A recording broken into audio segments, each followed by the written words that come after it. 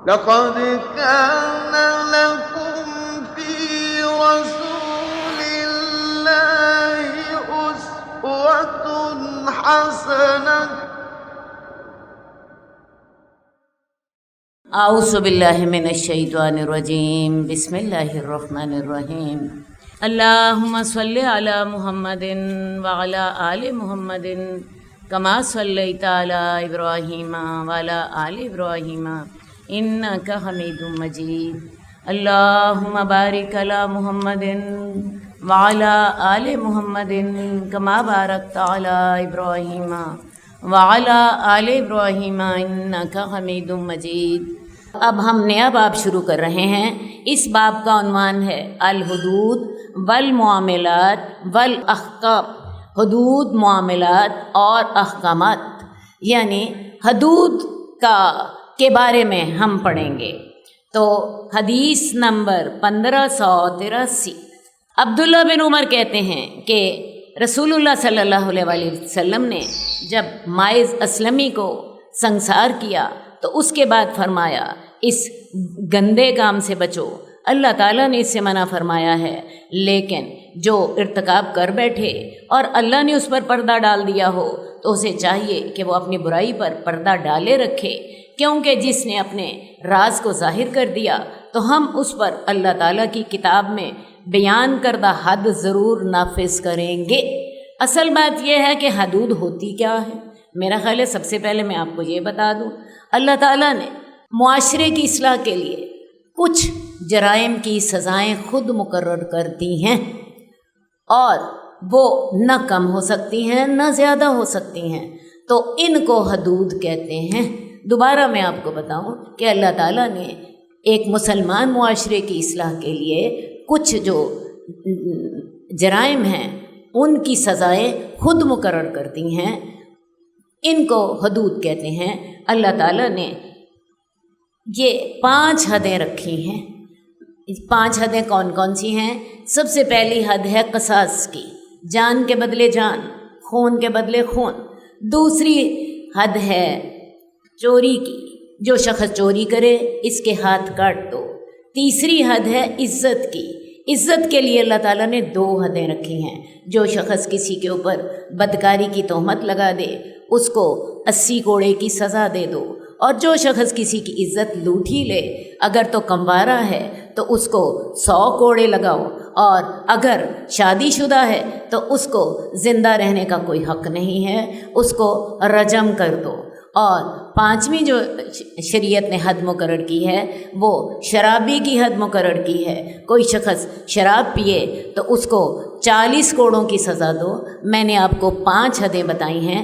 ایک جان کی حفاظت کے لیے، جان کی حفاظت کے لیے کون سی حد ہے؟ قصاص، جان کے بدلے جان۔ اگلے کو پتہ ہے میں نے کسی کو قتل کیا، مجھے قتل کر دیا جائے گا۔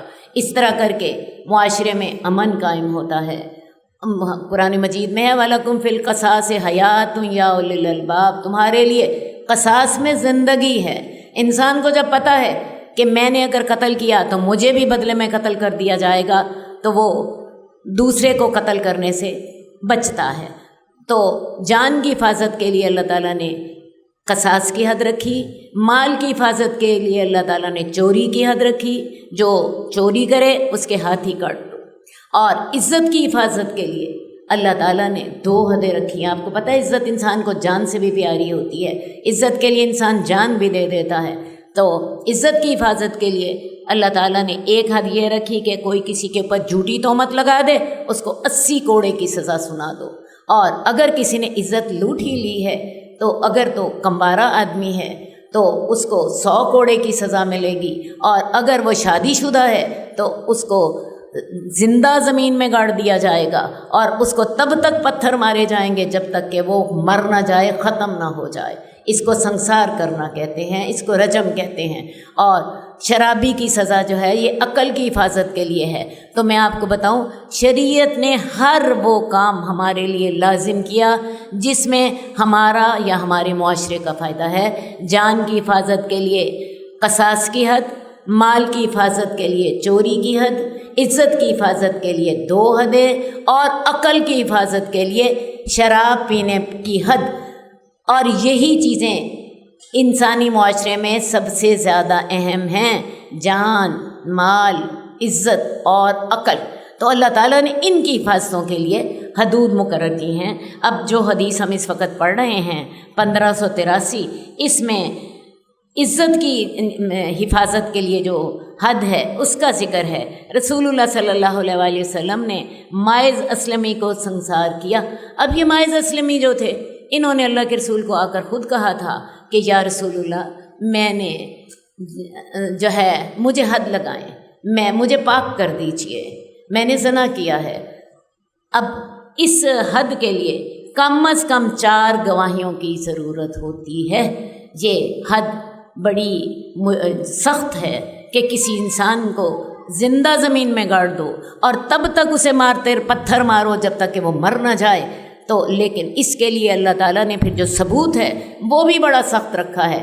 یا تو 4 آدمی گواہی دیں کہ انہوں نے اپنی آنکھوں سے عین زنا کی حالت میں فلاں شخص کو دیکھا تھا، یا آدمی اپنی زبان سے 4 دفعہ اقرار کرے۔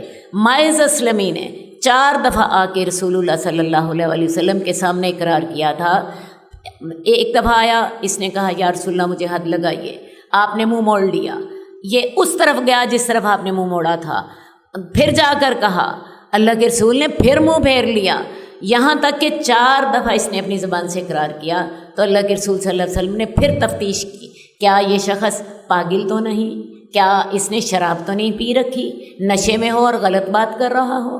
پھر یہ بھی تحقیق کی کہ ایسا تو نہیں کہ اس نے تھوڑا جرم کیا ہو اور یہ اس کو زیادہ سمجھ رہا ہو، کیا تو نے عورت کا بوسہ تو نہیں لیا تھا، کیا تو نے کیا کیا تھا۔ آپ نے پوری تفتیش کی، جب واضح ہو گئی بات کہ اس نے واقعی زنا کیا ہے، پھر اللہ کے رسول نے اس کو سنسار کرنے کا حکم دیا تھا۔ تو جب اس کو سنسار کر دیا گیا تو اللہ کے رسول صلی اللہ علیہ وآلہ وسلم نے اس وقت فرمایا کہ اس گندے کام سے بچو، اللہ تعالیٰ نے اس سے منع فرمایا ہے، لیکن جو ارتکاب کر بیٹھے اور اللہ تعالیٰ اسے پردے میں پردہ ڈال دے تو اسے چاہیے کہ اپنی برائی پر پردہ ڈالے رکھے۔ اب ماعز اسلمی کو کسی نے پکڑا نہیں تھا جا کے کہ تم نے زنا کیا، انہوں نے خود ہی آ کر بتایا۔ تو اگر انسان سے گناہ ہو جائے تو اپنے گناہ کو اللہ نے اس کا پردہ ڈھک دیا ہے، وہ پردہ ڈھکے رکھے، وہ پردہ ڈھکے رکھے، اللہ سے توبہ کرے، اللہ سے استغفار کرے، اپنے گناہ کی جو ہے تلافی کے لیے کوشش کرے۔ اللہ تعالیٰ انشاءاللہ تعالیٰ بغیر حد لگائے، بغیر سزا دیے اس کا گناہ معاف کر دیں گے۔ اور اللہ کے رسول ترغیب دے رہے ہیں کہ اگر یہ شخص اپنا گناہ پہ پردہ ڈالی رکھتا زیادہ بہتر تھا، لیکن جب آپ نے اپنا گناہ عدالت میں بیان کر دیا، آپ کو پتہ ہے اللہ کے رسول مدینے کے حکمران تھے، اس کے سامنے 4 دفعہ ثبوت بھی دے دیا، تو پھر قانون مجبور ہوتا ہے کہ قانون سزا دے۔ لیکن زیادہ بہتر کیا آپ نے بتایا کہ جو ارتکاب کر بیٹھے اور اللہ تعالیٰ اس کا پردہ ڈھک دے تو اسے چاہیے کہ اپنی برائی پر پردہ ڈالے رکھے اور اللہ سے توبہ استغفار کرے۔ اور جس نے اپنے بید کو ظاہر کر دیا تو ہم اس پر اللہ تعالیٰ کی کتاب میں بیان کردہ حد نافذ کریں گے۔ تو لہٰذا اصول آپ کو کیا ملا کہ اللہ تعالیٰ کسی کے جرم پر پردہ ڈالے رکھیں تو وہ اپنے جرم کو ظاہر نہ کرے اور اللہ سے استغفار کرے، ورنہ قانون حرکت میں آئے گا۔ حدیث نمبر 1586، ابو عبد الرحمن کہتے ہیں کہ حضرت علی نے خطبہ دیا اور کہا، لوگو جو غلام اور لونڈی بدکاری کرے اس پر حد قائم کرو۔ پھر حضرت علی نے کہا، رسول اللہ صلی اللہ علیہ وسلم کی ایک لونڈی تھی، اس نے زنا کی وجہ سے بچہ جنم دیا، آپ نے اسے کوڑے لگانے کے لیے مجھے بھیجا۔ اب لونڈیاں جو ہوتی ہیں اس نے زنا کی وجہ سے بچہ جنم دیا، اب ظاہر ہے زنا کے لیے میں نے آپ کو بتایا یا تو 4 گواہ ہونے چاہیے جنہوں نے اپنی آنکھوں سے عین زنا کی حالت میں دیکھا ہو، یا 4 ایک انسان کے اپنے اقرار ہونے چاہیے جیسے ماعز اسلمی نے 4 دفعہ اقرار کیا تھا، یا پھر ثبوت ہونا چاہیے۔ اب حمل ہو جائے یہ بھی ثبوت ہے، کسی نے زنا کی وجہ سے اس کو حمل ہو گیا تو یہ بھی زنا کا بڑا پکا ثبوت ہے۔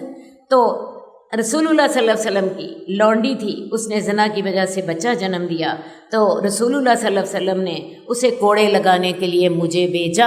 अब उस लौंडी का जुर्म साबित हो गया बच्चे की वजह से, तो हज़रत अली को अल्लाह के रसूल ने हुक्म दिया कि जाओ इसको 50 कोड़े की सज़ा देकर आओ।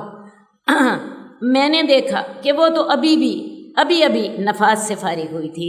मुझे अंदेशा हुआ कि ऐसा ना हो कि मैं उसको कोड़े लगाऊं तो वो मर जाए। यानी आपको पता है औरत डिलीवरी के बाद कमज़ोर होती है, उसकी सेहत अभी स्टेबल नहीं होती, तो हज़रत अली ने सोचा ऐसा ना हो कि मैं इसको कोड़े लगाऊं और ये बेचारी ख़त्म हो जाए, तो मैं उसको कत्ल कर बैठूं। तो रसूलुल्लाह सल्लल्लाहु अलैहि वसल्लम ने फरमाया तुमने अच्छा किया है, उसको इस वक्त तक छोड़े रखो जब तक कि वो तंदुरुस्त ना हो जाए। तो लिहाजा क्या करना है, जुर्म की सज़ा भी देनी है, लेकिन मुजरिम से नफ़रत नहीं करनी, जुर्म से नफ़रत करनी है। अब मुजरिम बेचारा जो है वो कमज़ोर है, वो बीमार है, उसको उतनी देर मोहलत दो जितनी देर तक वो तंदुरुस्त नहीं हो जाता। ये है इस्लाम का रवैया। इस्लाम सज़ा भी देना चाहता है, लेकिन जो रहमत है उसका तकाजा ये है कि जब तक वो औरत जो है तंदुरुस्त ना हो जाए तब तक उसको सज़ा ना दी जाए। इसी तरह मैं आपको बताऊं, एक खातून है जिनको हदीस में जिनका ज़िक्र गामदिया के नाम से आता है, ये अल्लाह के रसूल के पास आई, कहने लगी या रसूलल्लाह मुझे पाक कर दीजिए।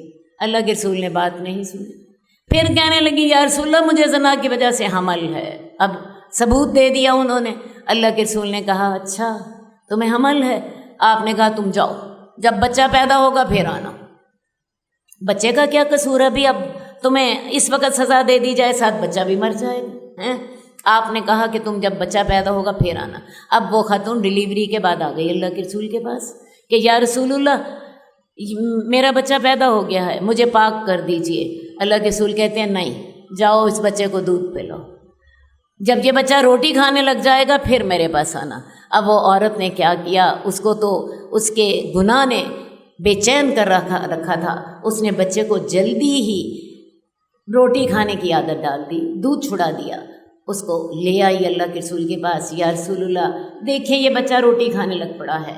रसूलुल्लाह सल्लल्लाहु अलैहि वसल्लम ने एक अंसारी को के स्पुरत उसकी कफ़ालत की। एक अंसारी ने ज़िम्मा लिया कि इस बच्चे को मैं संभालूंगा, इसका ज़िम्मेदार मैं हूँगा। तो फिर आपने उस औरत को इसके बाद रजम करने का हुक्म दिया।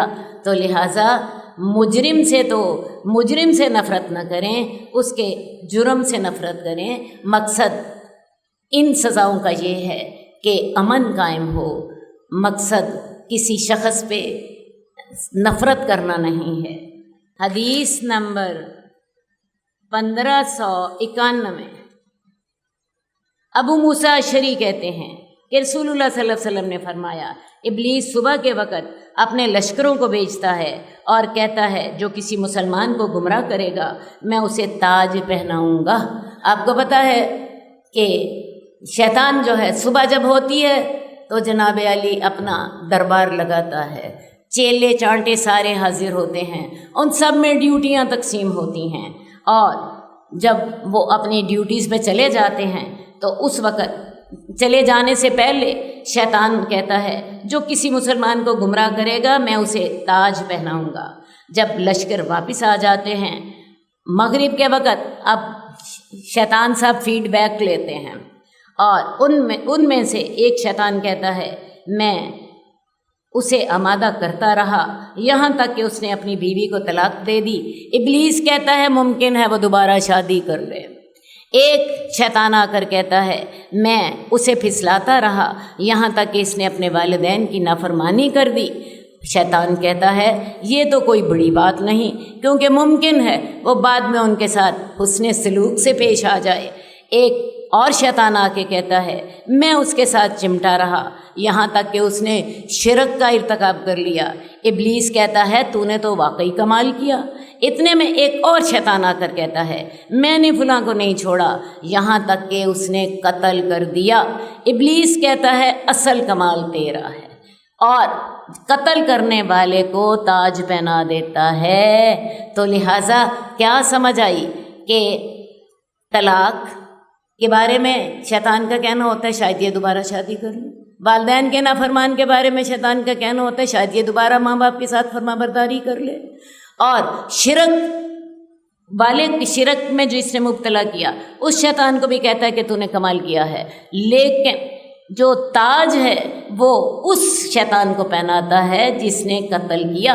اصل بات ہے کہ شرک کا نقصان تو پہنچے گا ایک شخص کو، ایک آدمی کی ذات سے، لیکن قتل کے ساتھ خاندان کے خاندان اجڑ جاتے ہیں۔ ایک شخص کے انتقام کا بدلہ لینے کے لیے دوسرا پورا خاندان جو ہے وہ تیار ہوتا ہے، اور اس طرح خاندانوں کی دشمنیاں بعض اوقات سالوں تک چلتی ہیں، نسلیں برباد ہو جاتی ہیں قتل کے انتقام میں۔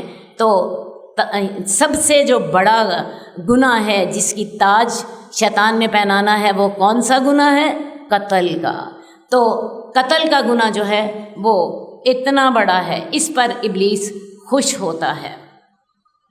حضرت انس رضی اللہ تعالیٰ عنہ کہتے ہیں کہ مومن کے قاتل کی توبہ قبول کرنے سے اللہ تعالیٰ نے انکار کر دیا ہے۔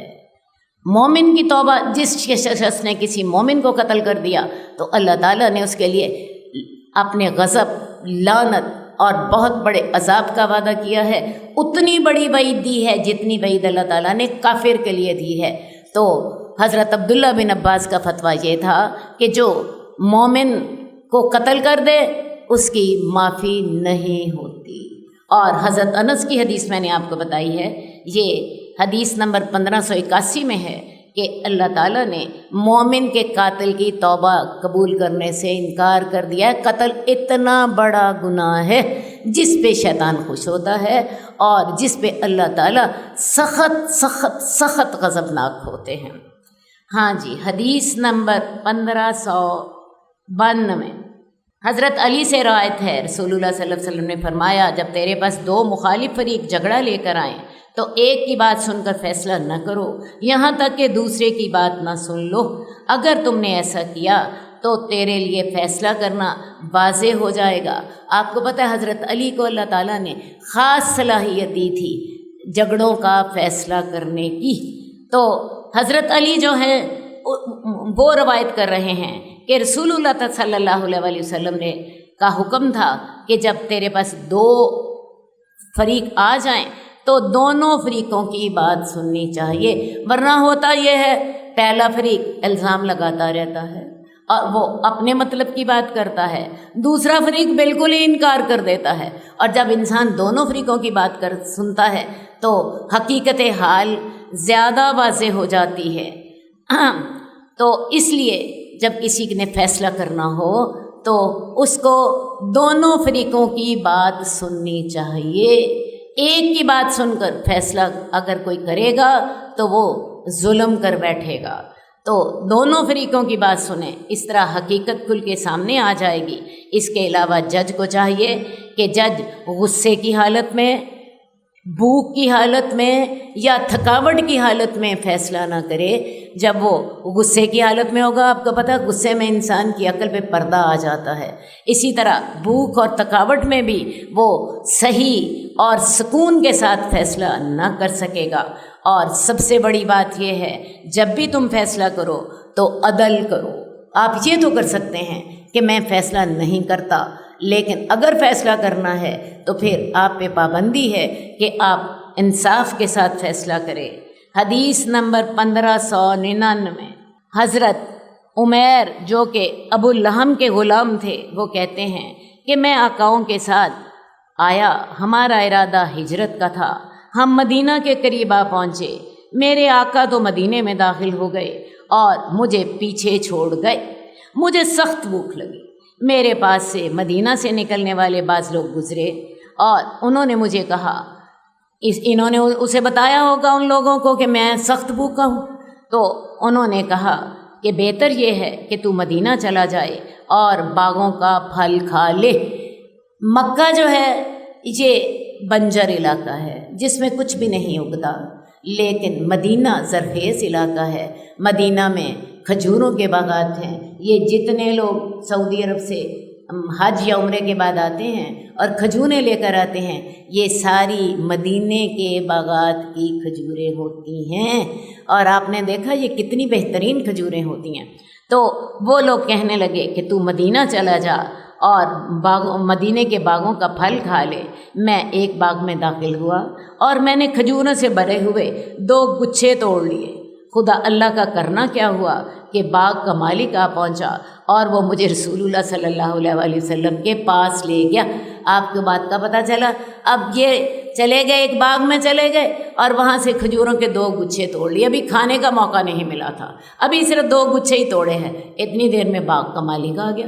اس نے ان کو پکڑا کھجور کے گچھوں سمیت اور اللہ کے رسول کی خدمت میں پیش کر دیا، اور آپ کو ساری بات بتا دی۔ میں نے 2 کپڑے پہنے ہوئے تھے، یعنی حضرت عمیر جو کہ اس حدیث کے راوی ہیں، میں نے 2 کپڑے پہنے ہوئے تھے جنہوں نے، یعنی یہ جو کھجور کے 2 گچھے توڑے ہیں، میں نے 2 کپڑے پہنے ہوئے تھے۔ آپ نے مجھے فرمایا کون سا کپڑا اچھا ہے؟ میں نے ایک کپڑے کی طرف اشارہ کیا، آپ نے فرمایا یہ کپڑا تو خود رکھ لے، اور دوسرا کپڑا باغ کے مالک کو دے دیا اور مجھے چھڑوا دیا۔ اب کیا ہوا جی؟ آپ کو کیا بات سمجھ آئی ہے کہ رسول اللہ صلی اللہ علیہ وسلم نے فیصلہ کیا جرم ان کا موجود تھا، انہوں نے کھجوروں کے 2 گچھے توڑے ہوئے اور گچھے ہاتھوں میں پکڑے ہوئے۔ رسول اللہ صلی اللہ علیہ وسلم نے کیا کیا؟ ان سے پوچھا، انہوں نے 2 کپڑے پہنے ہوئے تھے، اللہ کے رسول نے پوچھا کون سا کپڑا اچھا ہے؟ جون سا اچھا ہے وہ تم خود رکھ لو، اور دوسرا کپڑا اتار کے جرمانے کے طور پر باغ کے مالک کو دے دیا، اور ساتھ ہی کھجوریں بھی گئیں۔ ہاں، اور تب جا کے ان کو رہائی ملی، ورنہ کھجور کے مالک نے تو ان کو پکڑ لیا تھا۔ تو اس سے آپ کو کیا سمجھ آتی ہے؟ اصل بات یہ ہے کہ اگر کوئی شخص کسی کے باغ سے پیٹ بھرنے کے لیے کچھ کھا لے تو کوئی بات نہیں۔ اگر کوئی شخص پیٹ بھرنے کے لیے کسی کے باغ سے کچھ کھا لے تو کوئی گناہ نہیں ہے، کیونکہ بھوک ایک ایسی چیز ہے جس پر انسان کا بس نہیں ہوتا، اور یہ ہر ایک کی مجبوری ہے۔ تو لہٰذا اگر کسی کے باغ میں سے زمین پہ پھل گرا ہوا ہے، آپ نے پکڑا اور اپنا پیٹ بھر لیا، تو اس پہ آپ کو کوئی سزا نہیں ملے گی، بلکہ اگر کسی نے درخت سے بھی تھوڑا سا توڑ کے کھا لیا اس پر بھی کوئی سزا نہیں ہے۔ لیکن اگر کوئی شخص اپنے ساتھ اٹھا کر لے گیا تو اس سے دگنا جرمانہ لیا جائے گا اور ڈانٹ بھی پڑے گی۔ اب ان شخص کا معاملہ، یہ جو حضرت عمیر کا معاملہ یہی تھا، انہوں نے کھجور کے 2 گچھے توڑ لیے ہیں اور وہ گچھے ان کے ہاتھوں میں پکڑے ہوئے، ٹھیک ہے، اور اس کے سمیت باغ کے مالک نے ان کو پکڑ کے اللہ کے رسول کی خدمت میں حاضر کر دیا۔ تو جس نے تو کھا لیا اس کے لیے کوئی سزا نہیں، کیونکہ شریعت انسان کی یہ مجبوری تسلیم کرتی ہے کہ بھوک پر انسان کا اختیار نہیں ہے، تو انسان کھا لے، کوئی جرم نہیں ہے۔ لیکن اگر انسان ساتھ اٹھا کے لے کے جائے تو جتنا ساتھ اٹھا کے لے کے جائے گا اس سے دگنا جرمانہ ہوگا اور ساتھ ڈانٹ بھی پڑے گی۔ اب ان کو آپ نے دیکھا کھجور کے گچھے بھی واپس کرنے پڑے، اور ساتھ ہی کپڑا جو تھا، اس زمانے میں کپڑا بڑا قیمتی ہوتا تھا، اپنے ہاتھ سے بننا ہوتا تھا، آج کل کی طرح نہیں، آج کل کپڑا مشینوں کے ساتھ بنا جاتا ہے۔ تو انہیں حضرت عمیر کو فائن بھی دینا پڑا۔ تو جس شخص نے کسی کے باغ سے اپنے ساتھ کچھ اٹھا کے لے گیا اس سے دگنا جرمانہ لیا جائے گا اور ڈانٹ بھی پڑے گی، اور اگر کسی شخص نے محفوظ شدہ غلہ وغیرہ چرا لیا، آپ نے دیکھا یہ جو آج کل اب گندم کی کٹائی کا موسم ہے، اگر آپ ان علاقوں میں رہتے ہیں جہاں گندم بوئی گئی ہے تو وہاں پہ انہوں نے اس میں کھیتوں کے اندر ہی مٹی کے ساتھ ایک محفوظ جگہ بنائی ہوتی ہے جس کو مٹی سے لیپا ہوتا ہے، اور اس کے اندر انہوں نے اپنی جتنی انہوں نے گندم کاٹی ہوتی ہے اس کے اندر محفوظ کی ہوتی ہے، ٹھیک ہے۔ تو اگر کسی نے محفوظ شدہ غلہ چرا لیا اور اس کی قیمت 3 درہم تک جا پہنچی تو پھر چوری کی حد لگے گی۔ اب مجھے آپ کو یہ بات سمجھانی ہے کہ چوری جو ہوتی ہے اس کی حد کے لیے 2 شرطیں ہیں۔ پہلی شرط یہ ہے کہ مال جو ہے کسی محفوظ جگہ سے نکالا جائے۔ مثال کے طور پہ یہ میری میز کے اوپر موبائل پڑا ہے، اگر اسے کوئی اٹھا کے لے جائے یہ چوری نہیں ہے۔ چوری کے لیے لازمی ہے کہ یہ موبائل میرے بیگ کے اندر پڑا ہوتا، محفوظ جگہ پہ ہوتا۔ کوئی شخص محفوظ جگہ سے چیز کو نکالے تو تب چوری کی حد لگے گی۔ اسی طرح یہ شخص جو ہے جس کسی نے غلہ محفوظ کیا ہے اور اس محفوظ کا اس نے تالا توڑا یا اس کا دروازہ توڑا اور اس کے اندر سے اس نے غلہ نکالا، چوری کی حد لگے گی۔ یہ ہے پہلی شرط۔ اور دوسری شرط یہ ہے کہ جو چوری کا مال ہے اس کی قیمت 3 درہم یعنی 1 ماشا سونا تک پہنچتی ہو۔ آج کل جیسے کہ میں نے آپ کو بتایا سونا جو ہے تقریباً 72,000 روپے تولہ ہے اور 1 ماشا سونے کی قیمت 6,000 روپے بنتی ہے۔ تو 6,000 روپے تک کی چیز ہوگی تو تب حد لگے گی۔ اگر اس سے کم قیمت چیز ہے تو پھر چوری کی حد نہیں لگے گی۔ تو چوری کی حد لگنے کے لیے 2 شرائط ہیں، ایک تو چیز محفوظ جگہ سے نکالی جائے اور ایک چیز کی قیمت جو ہے 1 ماشا سونا تک پہنچتی ہو، اس سے کم نہ ہو۔ اور کوئی شخص ڈاکہ ڈال لے، مثال کے طور پہ آپ جا رہی ہیں، کسی نے آپ کا پرس چھین لیا، اس کو چوری کی حد نہیں لگے گی، اس کو ڈاکے کی سزا علیحدہ ہوتی ہے۔ تو یہ جو چوری کی سزا ہے اس کے لیے یہ 2 شرطیں ہیں۔ اور تیسری بات یہ ہے کہ اس کے لیے شریعت نے حد کیا رکھی ہے کہ دایاں ہاتھ کاٹ دیا جائے، اور یہ دایاں ہاتھ کلائی تک کٹے گا، کلائی تک کٹے گا۔ یہ سزا آپ کو بڑی سخت لگتی ہے، لیکن ہوتا یہ ہے کہ یہ سزائیں جو ہیں بیسیکلی عبرت کے لیے ہیں۔ ایک بندہ کرے تو اس کو ایسی سزا دو کہ باقی سارے اس کو دیکھ کے رک جائیں، باقی سارے اس کو دیکھ کے باز آ جائیں۔ حدیث نمبر 1603، سعید بن ابو سعید رسول اللہ صلی اللہ علیہ وآلہ وسلم سے سننے والے شخص سے روایت کرتے ہیں کہ آپ نے فرمایا، خبردار، عاریتاً چیز لی ہوئی واپس کی جائے گی، منیہا بھی واپس کیا جائے گا۔ میرا خیال ہے میں آپ کو پہلے یہ بتا دوں کہ ان الفاظ کا مطلب کیا ہے۔ یعنی رسول اللہ صلی اللہ علیہ وسلم نے فرمایا، سنو، خبردار ہو جاؤ، جو چیز عاریتاً لی ہے اس کو واپس کیا جائے گا۔ اب آپ نے کسی سے ادھار لیا تو اس کو واپس کرنا ضروری ہوتا ہے، اس کو ہمیں واپس کرنا ہے۔ اب عاریتاً لینے کی بھی 2 قسمیں ہیں۔ ایک قسم تو یہ ہے کہ انسان یہ طے کر لے، بھئی جو بھی ہے تم نے میری چیز دینی ہے، جو بھی ہے تم نے میری چیز دینی ہے تو وہ دینی ہی دینی ہے۔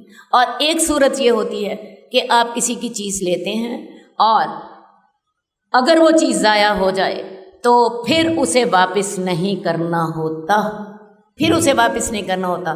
تو یہ چیز پہلے طے کر لینی چاہیے۔ فرض کیا آپ نے کسی کو کوئی اپنی چیز استعمال کے لیے دی، آپ طے کر دیں بھی تم مجھے ضرور واپس کرو گے۔ اور اگر وہ چیز ایسی ہے کہ جو کہ استعمال کے بعد ختم ہو سکتی ہے، خراب ہو سکتی ہے، تو پھر بھی آپ کو پہلے پتہ ہونا چاہیے، بھئی اگر ٹھیک رہی تو تم مجھے واپس کرو گی اور اگر ٹھیک نہیں رہی تو تم مجھے واپس نہیں کرو گی۔ یہ باتیں پہلے طے کر لیں، ورنہ ہوتا یہ ہے فساد ہوتا ہے، جھگڑے پیدا ہوتے ہیں۔ تو یہ پہلے طے کر لیجئے، بھئی یہ چیز تم نے مجھے لازماً واپس کرنی۔ میرا کپڑا لے کے جا رہی ہو، بعض اوقات ہم اپنے دوستوں کے ساتھ ایسا کر لیتے ہیں، مجھے اپنا فلاں جوڑا دے دو، ہاں میں نے شادی پہ پہننا ہے، بھئی لے جاؤ، لیکن اگر خراب ہوا تو مجھے تم نے صحیح کرا کے دینا ہے۔ یا پھر طے کر دیں اگر خراب ہو گیا تو کوئی بات، یہ دونوں باتیں طے کر لیں۔ تو لہٰذا جو چیز عاریت ہے، ادھار لی ہوئی ہے، وہ واپس کی جائے گی اور منیہا بھی لوٹایا جائے گا۔ اب منیہا کیا ہوتا ہے؟ منیہا یہ ہوتا ہے کہ کسی کو کوئی ایسی چیز دی جائے جو کہ استعمال کے بعد واپس کرنی ہے۔ عام طور پہ منیہا کا لفظ جو ہے وہ جانوروں کے لیے استعمال ہوتا ہے۔ ہمارے گاؤں میں اس کا بڑا رواج ہے، شہروں والوں کو تو شاید پتہ نہ ہو۔ گاؤں میں ہوتا کیا ہے، کسی کے ہاں مثلاً بھینس ہے یا گائے ہے، اس کے بچہ پیدا ہوا ہے. آپ کو پتہ ہے جب بچہ پیدا ہوتا ہے تو گائے یا بھینس زیادہ دودھ دینے لگ پڑتی ہے، کیونکہ دودھ تو اللہ نے بچے کے لیے دیا ہوتا ہے. تو اس وقت ہوتا کیا ہے کہ ایک گھر والے جن کے پاس زیادہ گائیں یا بھینسیں ہیں وہ اپنی جو نئی جس کے ہاں بچہ پیدا ہوا ہے اس کو کسی کو دے دیتے ہیں، اپنی کسی رشتہ دار کو دے دیتے ہیں یا کسی غریب کو دے دیتے ہیں کہ تم اس کا دودھ پی لو. اور اس کو وہ لوگ پنجابی میں کہتے ہیں سجر سوئی ہوئی. یہ جو سجر سوئی ہوئی، سجر سے مراد ہے نئی سوئی ہوئی کا کیا مطلب ہے؟ اس کا بچہ پیدا ہوا ہے. تو جو سجر سوئی ہوئی ہوتی ہے نا وہ دودھ زیادہ دیتی ہے. آہستہ آہستہ جب بچہ بڑا ہو جاتا ہے پھر دودھ کم ہوتا چلا جاتا ہے. تو منیحہ سے مراد ہوتا ہے کہ کسی کو آپ نے اپنی گائے یا بھینس دے دی، تو جب تک اس کا دودھ زیادہ ہے تو پی لے، اور جب اس کا دودھ کم ہو جائے گا تو مجھے واپس کر دینا. یعنی گائے میری ہی ہوگی، میں تمہیں ہمیشہ کے لیے نہیں دے رہی. 2-3 مہینے جب اس کو جتنا چارہ ڈالو گے اس کے مقابلے میں یہ دودھ بہت زیادہ دے گی، تم اس سے فائدہ اٹھا لو. اور جب اس کا خرچہ اور اس کا دودھ کم ہو جائے گا اور یہ 3-4 مہینوں کے بعد کم ہو جاتا ہے تو مجھے واپس کر دینا. تو یہ 3-4 مہینے تم اس کا دودھ پی لو. اگر کوئی چاہتا ہے تو بیٹی کو دے دیتا ہے، کوئی چاہتا ہے رشتہ دار کو دے دیتا ہے، اور کوئی چاہتا ہے کسی غریب کو دے دیتا ہے. تو اس کو کہتے ہیں منیحہ، اس کو کہتے ہیں منیحہ. تو منیحہ بھی واپس کر دیا جائے گا. ایک تو ہوتا ہے صدقہ، منیحہ ایسی چیز ہوتی ہے جو کہ واپس کر دینی ہوتی ہے. تو منیحہ بھی جو ہے یہ واپس کرنی ہوتی ہے. ایسا نہیں ہے کہ کسی نے کسی کو گائے دے دی اور اگلا اس کو سنبھال کے بیٹھ گیا. بات ہے اس نے پہلے ہی طے کر دیا تھا کہ جب تک یہ دودھ دیتی ہے تم دودھ پی لو، جب دودھ کم ہوگا مجھے واپس کر دینا. تیسری بات، اگر اور کسی چیز کا قرضہ چکایا جائے گا، آپ کسی سے قرض لیتے ہیں، اب قرض لے کے آپ نے کیا کاروبار، اب کاروبار میں آپ کو ہو گیا گھاٹا، یا دوسری صورت بھی ہو گئی کہ قرض میں آپ کو فائدہ ہو گیا. آپ نے جتنا قرض لیا ہے، فرض کیا آپ نے جی قرض لیا تھا 1 لاکھ، نفع ہوا تو آپ کے 1 لاکھ کے 1,20,000 ہو گئے، اور نقصان ہوا تو آپ کے 1 لاکھ کے 80,000 ہو گئے. آپ نے اگلے کو 1 لاکھ ہی دینا ہے، وہ 20,000 آپ کا نفع ہوگا اور وہ 20,000 آپ کا نقصان ہوگا. قرض اتنا ہی دینا ہوتا ہے جتنا قرض آپ نے لیا تھا، تو قرضہ چکانا ہوتا ہے. اس کے علاوہ کوئی شخص کسی چیز کا ضامن ہو تو وہ اس کی ادائیگی کا ذمہ دار ہوتا ہے. اب ضامن ہونے سے کیا مراد ہے؟ جو شخص کسی لین دین میں ضامن بنتا ہے وہی قرضے کی ادائیگی کا ذمہ دار ہوتا ہے. مثال کے طور پہ ایک شخص نے آپ سے کہا باجی مجھے 20,000 قرضہ دے دیں، اور اس کی ضمانت جو ہے نا فلاں آپ کی جو دوست ہے وہ ضمانت دے دے گی، وہ مجھے جانتی ہے. آپ نے اپنی اس دوست کی ضمانت پہ اس کو 20,000 قرضہ دے دیا. اب وہ 20,000 قرضہ لے کے وہ بھاگ گئی، اب کس کو دینا پڑے گا؟ جس نے ضمانت دی تھی، جس نے ضمانت دی تھی. ضامن قرضہ واپس کرنے کا ذمہ دار ہوگا. اسی طرح بعض لوگ ضمانت اٹھا لیتے ہیں عدالت کے ہاں کہ یہ شخص جو ملزم ہے یہ جو ہے یہ ضرور اس کو آپ رہا کر دیں، یہ فیصلے یہ جب عدالت بلائے گی تو یہ حاضر ہو جائے گا. اور وہ شخص نہیں آیا. عدالتیں اب آج کل کیا کرتی ہیں؟ 4-5 لاکھ کی ضمانت لے لیتی ہیں، 4-5 لاکھ روپے اپنے پاس رکھ لیتی ہیں. وہ شخص آ جاتا ہے تو ٹھیک، نہیں آتا تو پھر وہ اس کے پیسے ضبط ہو جاتے ہیں. اب جو شخص اس کی ضمانت دے رہا ہے وہ شخص ذمہ دار ہوتا ہے. وہ شخص بعض اوقات ملزم جو ہوتا ہے خود غریب ہوتا ہے، کوئی دوسرا آدمی اس کے پیسوں کی ضمانت دے رہا ہوتا ہے. اب ملزم نہیں آیا، اب کس کے پیسے ضبط ہو گئے؟ جو ضامن تھا. تو ضامن ذمہ دار ہوتا ہے. تو یہاں پہ 3-4 ادھار کے مسائل آپ کو پتہ چلے. میں دوبارہ دہرا دیتی ہوں کہ جو چیز عاریتاً لی گئی ہے وہ واپس کی جائے گی. عاریتاً کا مطلب ہی ہوتا ہے میں تم سے ادھار لے رہی ہوں، میں تمہیں واپس کر دوں گی. اس کے بارے میں طے کر لیں کہ جی چیز خراب ہو گئی تو تم مجھے ٹھیک کر کے دو گے، اور یا پھر یہ طے کر لیں چل کوئی نہیں، تو میری بہن ہے استعمال کر لے، خراب ہو گئی کوئی بات نہیں، اگر ٹھیک رہی تو مجھے واپس کر دے. یہ دونوں باتیں طے کر لیں. ورنہ بعد میں جھگڑا ہوتا ہے۔ منیحہ سے مراد ہی یہی ہوتی ہے، جاؤ اس جانور کا دودھ تم پی لو، جب جانور کا دودھ کم ہوگا تو مجھے گائے یا بھینس واپس کر دینا۔ تیسری بات ہے قرضہ چکایا جائے گا، خواہ اگلے کو نفع ہوا خواہ نقصان، آپ نے جتنا قرضہ لیا تھا اتنا قرضہ ادا کرنے کے آپ پابند ہیں۔ اور چوتھی بات، آپ کسی بھی چیز کی ضمانت لیں، کسی قرضے کی ضمانت لیں، کسی ملزم کی ضمانت لیں، آپ کو ضمانت ادا کرنی ہوگی، آپ اس چیز کے ضامن ہوں گے۔ حدیث نمبر 1607 حضرت ابو ہریرہ سے روایت ہے کہ رسول اللہ صلی اللہ علیہ وسلم نے فرمایا، سب سے بڑی زیادتی یہ ہے کہ آدمی اپنی بھائی کی عزت پر دست درازی کرے۔ یہ حدیث ہم نے پیچھے بھی پڑھی تھی، اور پیچھے ہم نے اس انداز میں پڑھی تھی کہ سود کے 70 دروازے ہیں، اور ان میں سے سب سے کم کا گناہ اتنا ہے جتنا اپنی ماں کے ساتھ زنا کرنے کا، اور سب سے بڑا سود یہ ہے کہ انسان اپنے بھائی کی عزت پر دست درازی کرے۔ اب بھائی کی عزت پر آپ دست درازی کیسے کرتے ہیں؟ کیسے اپنے بھائی کی عزت پر دست درازی کرتے ہیں؟ اس کی عزت کو کیسے خراب کرتے ہیں؟ اس کی غیبت کر لی، اس پہ بہتان باندھ دیا، اس کی چغلی کر دی، اس کے خلاف جو تھی غلط باتیں کر دیں، تو یہ سب سے بڑا سود ہے۔ سود کا گناہ یاد رکھیں۔ اور سب سے بڑا سود کیا ہے کہ انسان اپنے بھائی کی آبرو ریزی کرے۔ میں آپ کو بتاؤں، انسان قتل کو بھی گناہ سمجھ لیتا ہے، انسان زنا کو بھی گناہ سمجھ لیتا ہے، انسان جو ہے وہ چوری کو بھی گناہ سمجھ لیتا ہے، لیکن یہ جو غیبت ہے نا، اس کو انسان حلوہ سمجھ کے کھاتا رہتا ہے۔ اور خاص طور پہ عورتیں تو ایسے ہی کرتی ہیں۔ کیا خیال ایسا ہے یا نہیں ہے؟ بولو، ایسا ہی ہے۔ عورتیں اس کو گناہ نہیں سمجھتی، اور بڑے مزے سے ان کی زبانیں فر کینچی کی طرح چل رہی ہوتی ہیں کسی کی غیبت کرتے ہوئے۔ تو میں آپ کو بتاؤں، سب سے بڑا سود یہ ہے کہ آپ کسی مسلمان بھائی کی عزت پر دست درازی کریں۔ اب آپ نے کسی کی عزت پہ دست درازی کر دی، اب اس کی توبہ کیسے کریں؟ اگر تو غیبت کی ہے تو جس جگہ آپ نے غیبت کی وہاں اس شخص کی عزت کی بات کریں، کہیں میرے سے غلطی ہو گئی تھی، مجھے بات سمجھ نہیں آئی تھی، صحیح بات یوں تھی، اس کی عزت کی بات کریں۔ جس کی غیبت کی ہے اس سے معافی مانگیں، اس کے لیے دعائیں کریں۔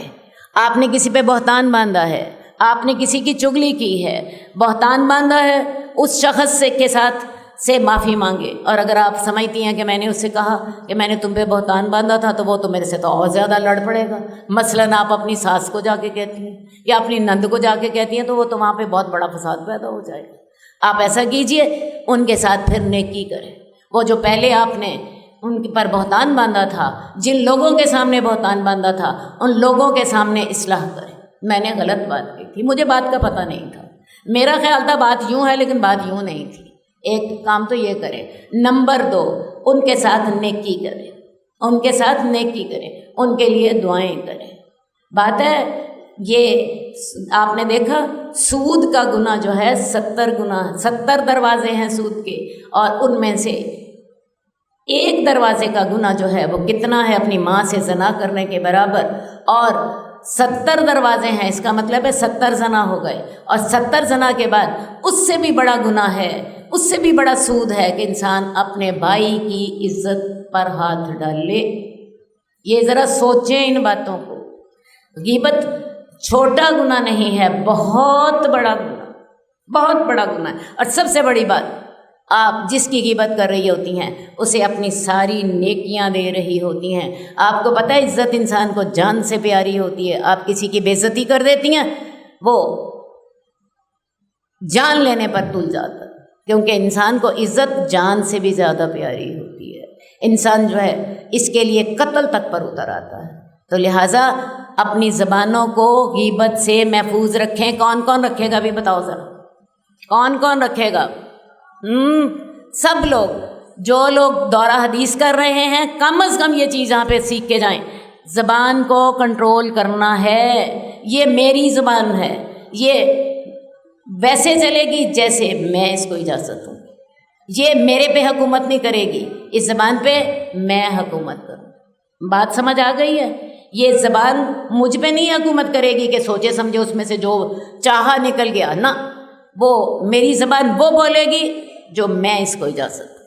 اپنی زبان پہ آپ کو کنٹرول ہونا چاہیے۔ اللہم صلی علی محمد وعلی آل محمد کما صلیت علی ابراہیم وعلی آل ابراہیم انک حمید مجید۔ اللہم بارک علی محمد وعلی آل محمد کما بارکت علی ابراہیم وعلی آل ابراہیم انک حمید مجید۔ مولاي صل وسلم